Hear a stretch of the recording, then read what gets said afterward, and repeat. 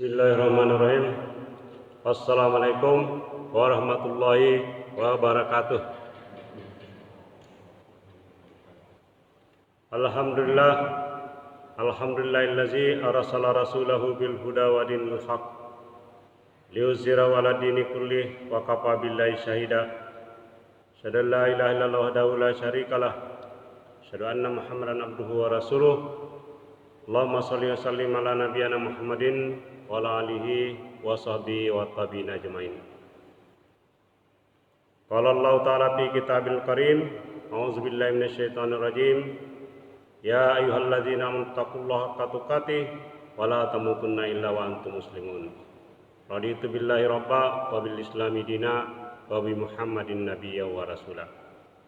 Para jamaah sekalian yang kami hormati, yang kami muliakan, yang dimuliakan oleh Allah Subhanahu wa taala, para malaikatnya, juga turut mendoakan orang-orang yang berkumpul berada dalam sebuah majelis membacakan ayat-ayat Allah untuk saling nasihat menasihati pada jalan kebenaran, bil haq, dan juga kesabaran dalam melaksanakan ibadah, dalam menjalani kehidupan yang selalu ada tantangannya dari hari ke hari, dari waktu ke waktu. Saya juga mengajak untuk kita semua, mari kita berselawat kepada Rasulullah Muhammad SAW, Nabi yang sudah diutus oleh Allah sebagai Nabi penutup dari seluruh Nabi-Nabi yang pernah diutus oleh Allah Subhanahu wa taala, sekaligus juga menjadi penghulu para Nabi. Ya, selain khataman Nabiin, juga sebagai Sayyidul Anbiya, sebagai penghulu, pemuka, pemimpin para rasul, baik di dunia maupun nanti akan terbukti lagi di akhirat. Jadi kita di sini adalah umat yang patut kita bersyukur karena rasul kita yang terakhir ini tidak akan pernah ada orang yang masuk surga sebelum dia yang lebih awal mengetuk pintu surga berikut dengan umatnya di belakangnya. Ini adalah janji Allah dan janji Allah pasti ditepati. Ini adalah sebuah kabar gembira, dan kalau sebuah kabar gembira tentu kita harus menyambutnya ya juga dengan penuh kegembiraan. Inilah salah satu misi para rasul yang menyampaikan basyira wa nasira, kabar gembira kepada umat manusia. Baik, pada subuh ini kita berada di seri yang ke-206 ini, 18 Rajab 1443 Hijriah, tepatan dengan 19 Februari 2022 ini. Saya masih berada pada tema yang sama, 3 pekan berturut-turut, ini pekan keempat yang berkaitan dengan kesinambungan, ya, keberlanjutan risalah para rasul yang diutus oleh Allah Subhanahu wa taala sejak dari nabi pertama, Nabi Adam, atau rasul pertama Nabi Nuh, ya, yang sudah banyak umat diutus beliau pada umat yang pada masa itu sudah mengalami penyimpangan-penyimpangan terhadap siapa sesungguhnya yang disembah. Ya, dengan adanya 5 orang saleh yang juga disebutkan dalam Al-Quran dan hadis, setelah wafat mereka dihormati, dihargai, disanjung, dipuja gitu ya, tapi sudah berlebih-lebihan. Datang ke makamnya bukan lagi meminta langsung kepada Rasul, meminta langsung kepada Allah sesuai dengan petunjuk para Rasul, tapi malah meminta-minta kepada kuburan. Ini banyak terjadi sekarang. Nah, itulah perlu kita ketengahkan di sini. Betapa perlu kita mengingatkan kepada manusia, umat manusia, tentang risalah para rasul, apa yang dibawa, ya, petunjuk yang dibawa hudan, ya, sebagaimana juga disampaikan kepada Nabi Adam, Sayyidah Hawa pertama kali, ya, qulna bitu minha jami'a fa inna ya'tiyannakum minni huda faman tabi'a hudaya fala khaufun 'alaihim wa la hum yahzanun. Jadi ketika disuruh turun dari surga ke bumi, diingatkan apabila datang petunjuk hudan, maka diperintahkan untuk mengikuti petunjuk itu. Dan kalau Anda mengikuti petunjuk itu, Anda tidak akan merasa cemas, merasa takut dalam menjalani kehidupan di dunia. Dan fungsi itu masih tetap berlangsung, masih tetap berlaku bagi para rasul yang diutus kemudian. Nah, baik, saya mulai ada beberapa poin yang ingin saya tengahkan berkaitan dengan kesinambungan tadi ya, pengiriman wahyu, juga kabar gembira yang disampaikan dan fungsi-fungsi lainnya. Ya, kita ringkas-ringkas saja karena banyak di materinya. Mulai dari salah satu ayat dalam Al-Quran, ya, ini masih di surah Al-Baqarah, ya. Surah yang kedua ayat 253 ini. A'udzubillahi minasyaitonirrajim. Tilkar rusulu faddalna ba'dahum ala ba'din minhum man kallamallah wa rafa'a ba'dahum darajat. Ya, wa ataina Isa bin Maryam al-bayinat wa ayyadnahu bi ruhil qudus. Ini sebagai pengingat pertama ini. Jadi menunjukkan banyaknya rasul yang diutus dan rasul itu memiliki strata ini. Kalau kita di ilmu sosial biasanya meletakkan manusia itu berdasarkan strata sosial, ukurannya biasanya jabatan, kedudukan, atau harta yang dimiliki. Ada yang orang yang kaya, yang sedang dan yang miskin. Ya, atau jabatannya tinggi, sedang dan rendah. Nah, para nabi juga oleh Allah Subhanahu wa taala sebagaimana juga manusia itu punya kelebihan sendiri-sendiri. Ya, ada derajat sendiri-sendiri yang diletakkan. Baik karena dia kedudukannya misalnya Rasulullah sebagai penutup para nabi, maupun juga oleh mujizat-mujizat yang mereka miliki yang diberikan oleh Allah Subhanahu wa taala. Jadi rasul-rasul itu kata Allah, ya, faddalna ba'dahum ala ba'din. Kami lebihkan sebagian mereka dari sebagian yang lain. Ada yang Allah Subhanahu wa taala berbicara langsung dengannya, ya, berfirman langsung seperti yang dialami oleh Nabi Musa alaihissalam. Ya. Ada juga yang karena proses kelahirannya yang sangat unik, yang istimewa, seperti dialami oleh Nabi Isa alaihissalam, putra Maryam tanpa bapak. Dia ada ibu tanpa bapak, atau Adam juga tanpa bapak, tanpa ibu. Ya, istrinya tanpa ibu, ada unsur bapak tapi bukan sebagai bapak dalam secara umum. Ya. Nah, Nabi Isa alaihissalam sebagai contoh, mungkin biasa kita dengar secara fisikal gitu ya, disebut juga namanya yang lainnya Yesus Al-Masih dan lain-lain. Dia punya kelebihan, ada sekitar 10. Disebutkan juga di surah yang kelima Al-Maidah ayat 110. Ini untuk ingat aja ini. Untuk ingat aja surah kelima ayat 110. Ingat angka belakangnya, ada sekitar 10 mujizatnya yang disebutkan di situ. Nah, ini adalah tidak kita terangkan satu persatu ini. Karena kita sudah sembuhkan salah satu di antaranya, menyembuhkan penyakit ya, orang buta dari lahir sudah bisa disembuhkan dan lain sebagainya. Karena poinnya ini tak menunjukkan bahwa para rasul sudah dilebihkan kedudukannya dengan para rasul yang lain. Nabi Muhammad SAW seperti yang saya sampaikan dari awal itu sebagai penutup khataman nabi, ya, seperti yang disebutkan di dalam surah Al-Ahzab ayat 40 atau Sayyidul Anbiya. Dalam beberapa hadis disebutkan Sayyidul Anbiya. Nah, misi utama mereka para rasul ini yang diutus, yang disebutkan dalam Al-Quran, nabi dan rasul itu ada 25. Ya, walaupun disebutkan dalam Al-Quran juga bahwa ada yang diceritakan kepada Nabi Muhammad SAW, disebutkan dalam Al-Quran, tapi ada juga yang tidak diceritakan. Tentu yang diceritakan ini adalah sebuah pilihan. Pilihan dalam arti punya kelebihan-kelebihan, punya nilai historis, sejarah yang bisa dijadikan sebagai mauizah, sebagai pelajaran-pelajaran bagi umat manusia. Nah,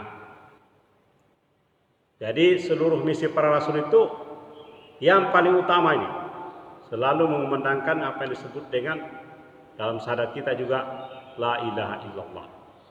Ya. Kalau kita baca di surah Syu'ara, di surah Al-Anbiya, cerita-cerita para rasul Al-Anbiya ini itu semuanya menunjuk pada petunjuk bahwa para rasul diutus terutama untuk menegakkan kalimat Allah la ilaha illallah.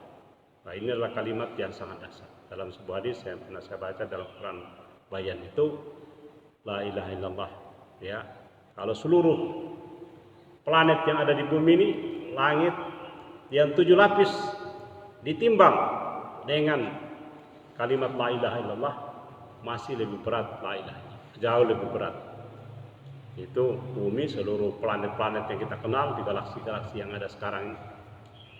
Ya, dan langit 7 lapis masih lebih besar, lebih berat kalimat la ilaha illallah.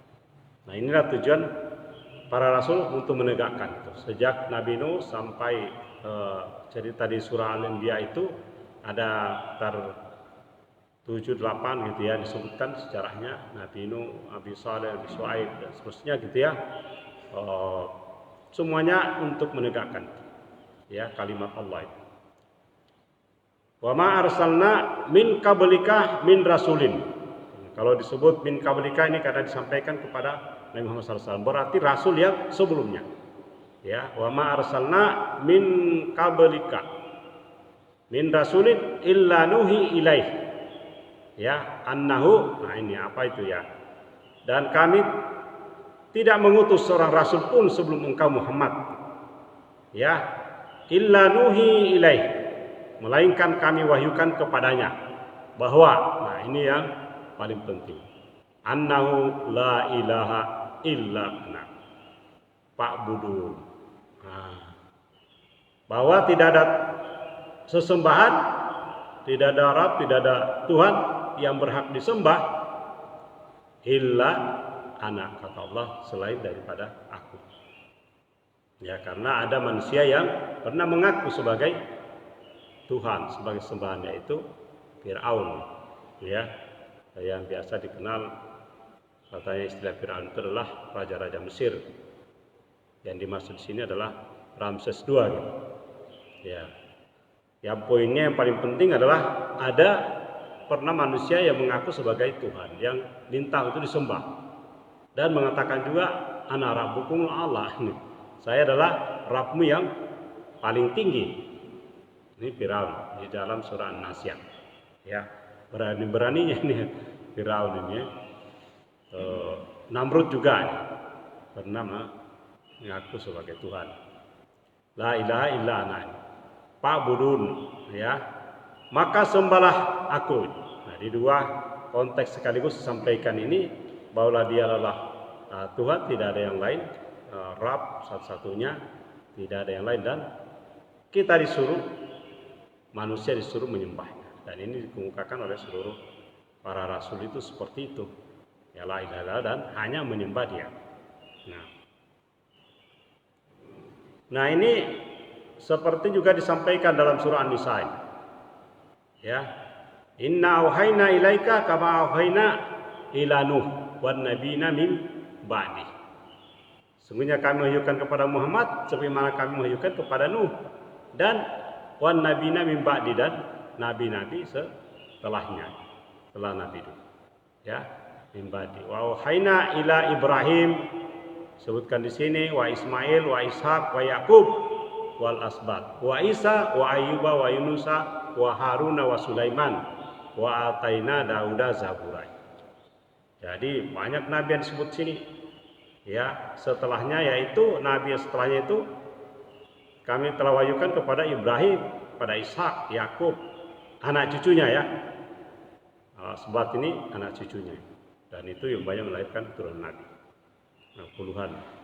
Juga kepada cucunya, anak cucunya ini, yaitu Isa, Ayub, Yunus, Harun, dan Sulaiman. Nah, ini sudah lengkap ini. Sampai kepada Nabi Isa atau Yesus ini. Disuruh menyampaikan hal yang sama.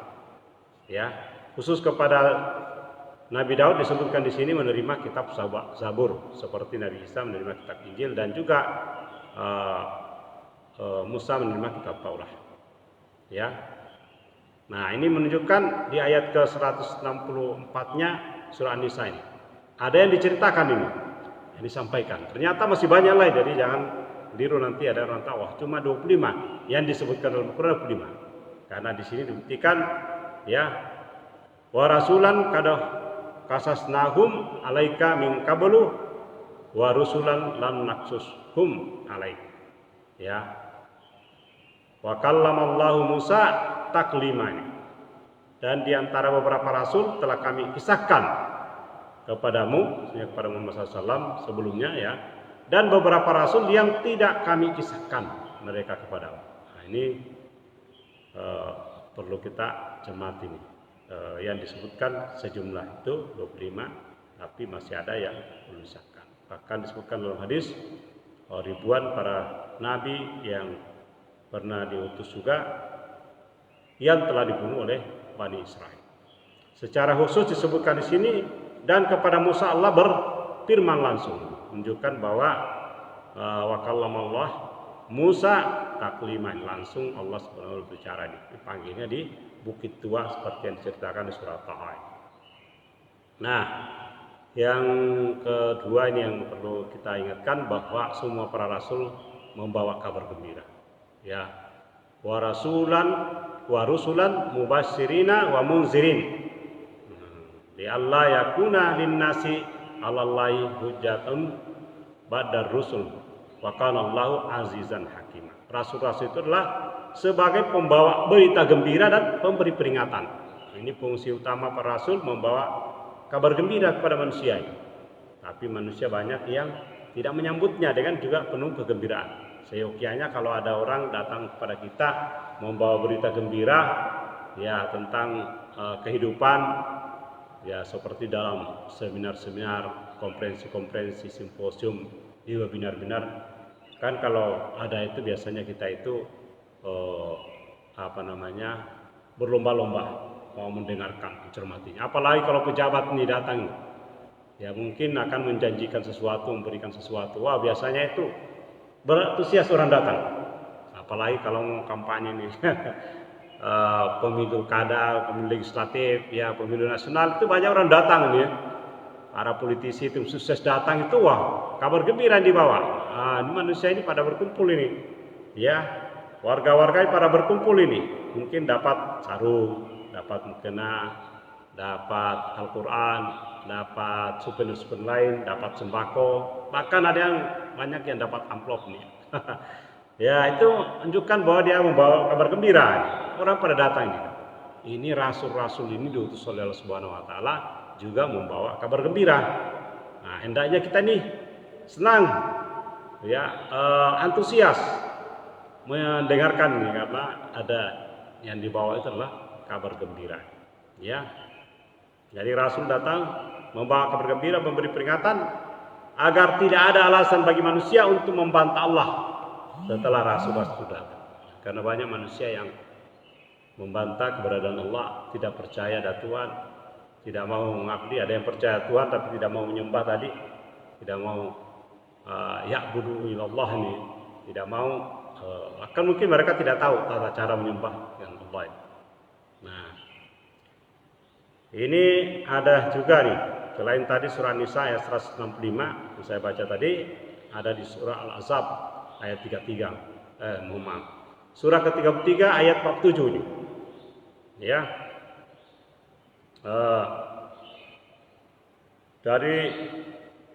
Dari mulai ayat ke-45, ya.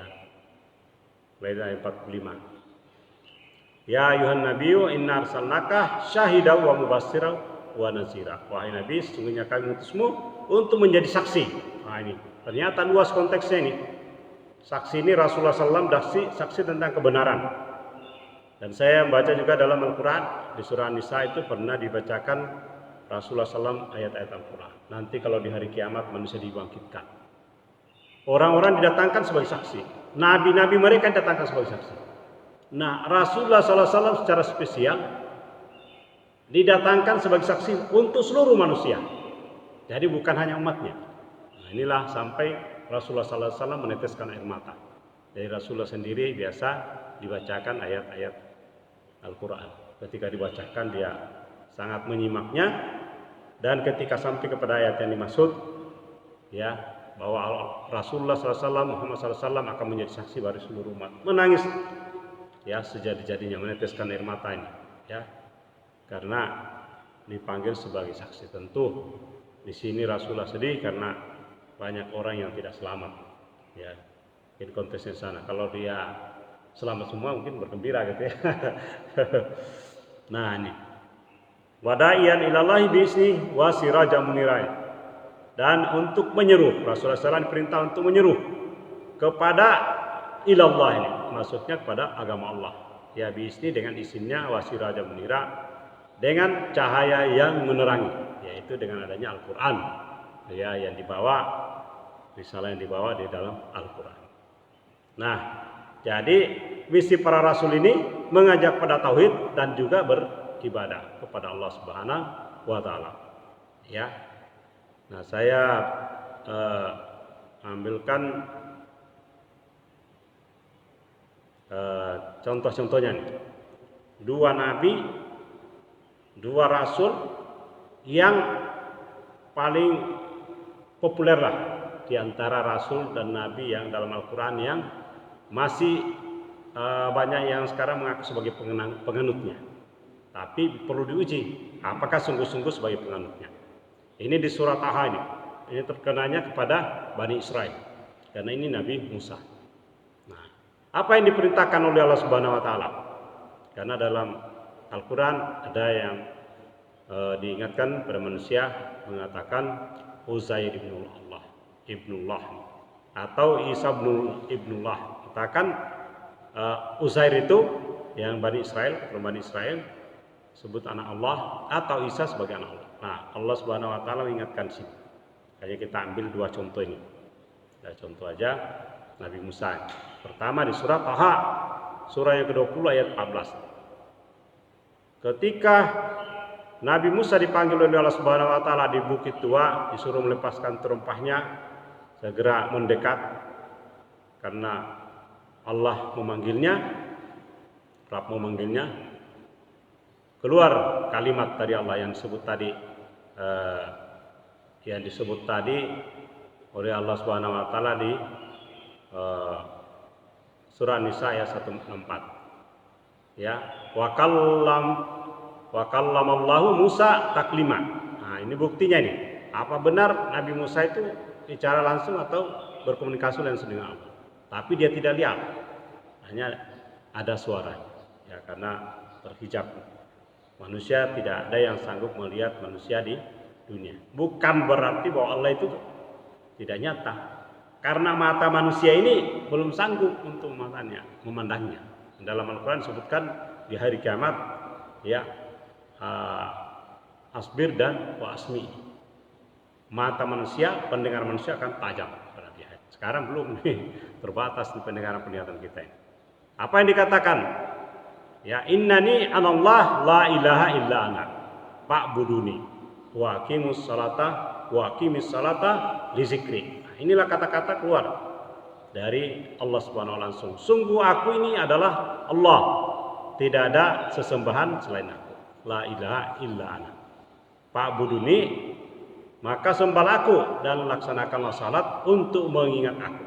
Wa aqimis salata li zikri. Jadi ini fungsi salat untuk mengingat Allah. Jadi sebanyak-banyaknya kita salat, berarti sebanyak pula itu kita mengingat Allah, selain dengan zikir-zikir yang biasa. Nah, ini buktinya bahwa Nabi Musa AS dia bercakap langsung dengan Allah, ya, bicara langsung dengan Allah. Nabi Musa pernah juga minta bisa melihat Allah, tapi Allah menampakkan, suruh melihat gunungnya meletus nih. Itu baru menampakkan cahaya Allah. Ya, Nabi Musa pingsan, setelah itu sadar, dia bertobat kepada Allah. Yang kedua ini berkaitan dengan Nabi Isa alaihissalam. Apa yang dikatakan Nabi Isa alaihissalam? Ini dialognya panjang, bisa ceritanya sejak dia dikandung oleh Maryam, ya ibunya, di surah Maryam, ya, sesudah cerita Nabi Zakaria dan Yahya.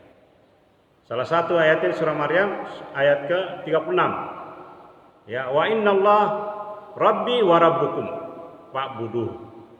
Ya, fa'buduhu haza siratum mustaqim. Nah, Isa berkata sesungguhnya Allah itu Tuhanku atau sesembahanku, ya, dan juga Rabb nih, Rabb maksudnya ya bahasa kita menggunakan Rabb, tapi banyak terjemahan bukan Tuhan. Ya, Tuhanku dan Tuhanmu atau Rabbku dan Rabbmu. Ya, jadi Allah Subhanahu Wa Taala melalui firman-Nya ini menegaskan kalau bahasa kita ini struktur relasi yang jelas. Siapa yang menjadi subjek, siapa yang menjadi objek. Kalau Nabi Isa alaihissalam dia manusia, dia juga Tuhan, bagaimana dia posisinya? Kapan jadi subjek, kapan jadi objek? Kita menjadi yang jadi subjek itu Allah pencipta. Kita menyembah ke Dia karena perintahnya sembahlah Dia. Kalau Dia Tuhan sekaligus manusia, bingung manusia ini. Dia menyembah dirinya sendiri kalau begitu ya.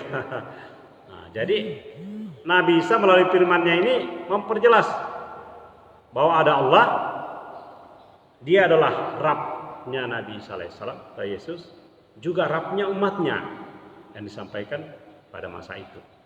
Ya, jadi jelas posisinya ada tiga pihak. Ya, umatnya, Nabi Isa dan Allah. Nabi Isa merintahkan sembahlah Dia. Ya, maka sembahlah Dia. Fa'buduh. Ya jelas ini perintahnya fa'buduh. Ya, fil amarin. Ya, kalimat perintah ini, kata perintah fa'buduh. Yang disembah adalah Allah, bukan fa'buduh nih. Nah, ini. Tidak ada ini. Tidak pernah Nabi SAW atau Yesus menyampaikan fa'buduh nih. Ya, setelah dalam Al-Quran fa'buduh. Yang disembah adalah fa'buduh ya, atau menyembah kepada Allah jelas. Nah, apa yang dikatakan di ujungnya ini? Haza siratum mustaqim. Inilah jalan yang lurus. Nah, berarti kalau tidak menyembah Tuhan, menyembah Allah, menyembah kepada manusia, tidak berada di jalan yang lurus. Ini bukan jalan keselamatan kalau gitu. Ya, karena banyak kalau dialog-dialog, perdebatan-perdebatan di dalam media sosial di YouTube ini lalu keluar kata-kata dari umat yang lain ini mengatakan bahwa Nabi Isa adalah jalan keselamatan. Nah, dia sebut di sini haza siratum mustaqim, menyembah Allah itulah jalan keselamatan, bukan menyembah Dia. Ini sangat jelas ini. Ya, inilah Al-Quran yang fungsinya salah satunya adalah untuk menjelaskan apa yang diperselisihkan oleh Bani Israel. Ya, baik dari kaum Yahudi maupun Nasrani. Jelaskan dalam Al-Quran bahwa salah satu fungsinya Al-Quran untuk menjelaskan banyak hal yang kalian perselisihkan. Yang diperselisihkan salah satunya ini. Nabi Isa alaihissalam oleh kaum Yahudi direndahkan derajatnya, sementara kaum Nasrani melebih-lebihkan. Datanglah Muhammad SAW membawa Al-Quran, menunjukkan bahwa Dia kita berada di wasat, di tengah-tengah. Tidak menyanjungnya melebihi Allah atau menyamakan dengan Allah, tapi tidak menghinakannya, karena Dia itu adalah mulia. Mulia pada saat terhormat waktu Dia dilahirkan, pada saat Dia wafatnya nanti, dan pada saat Dia dibangkitkan. Jadi surah Maryam sebutkan seperti itu. Saya kira inilah yang kita jadikan pelajaran bagi kita. Dengan pelajaran ini kita semakin yakin bahwa ajaran yang kita terima dari Al-Quran dari Muhammad SAW ini adalah benar, karena jelas ya urutan-urutannya, ya kesinambungannya dari udan pertama yang diturunkan kepada Nabi Adam, pada Nabi Nuh, Nabi Ibrahim, Nabi Musa, Nabi Isa alaihissalam, sampai kepada Nabi Muhammad SAW. Mari kita berteguh untuk berada di jalan siratal mustaqim, jalan yang lurus sebagaimana yang ditunjukkan oleh para nabi dan rasul. Mari kita tutup dengan doa kafaratul majelis. Subhanakallahumma wa bihamdika asyhadu an la ilaha illa anta astaghfiruka wa atubu ilaik. Assalamualaikum warahmatullahi wabarakatuh.